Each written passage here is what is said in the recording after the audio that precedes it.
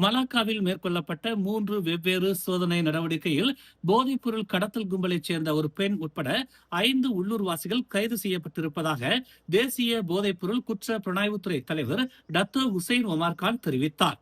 Malacca Taman Puncak பெர்தாம் பகுதியில் அமைந்துள்ள சொகுசு அடுக்குமாடி வீட்டிலிருந்து 5 கிலோகிராம் இடையிலான எரிமின் வகை போதைப் பொருட்களுடன் கை தொலைபேசிகளும் மடிக்கணினிகளும் பறிமுதல் செய்யப்பட்டதாகவும், மலாக்கா தமான் கனாங்கா பகுதியில் மேற்கொள்ளப்பட்ட 2வது சோதனையில் எக்ஸ்டாசி எரிமின் கத்தமின் வகை போதைப் பொருட்களுடன் 2 கைது செய்யப்பட்டதாகவும் டத்தோ ஹுசைன் ஒமார்கான் கூறினார்.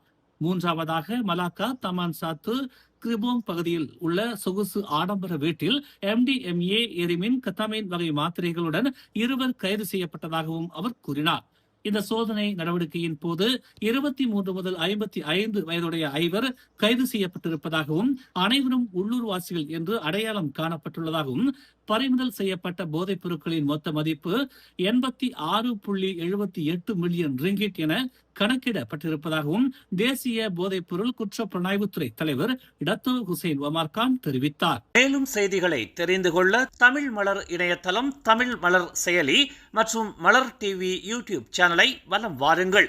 எங்களோடு இணைந்திருக்க மலர் டிவியை பதிவு செய்து கொள்ளுங்கள். உறவுகள் மகிழ்ந்திட விருப்பம் மற்றும் பகிர்வு சேவையை சொடுக்கிடுங்கள்.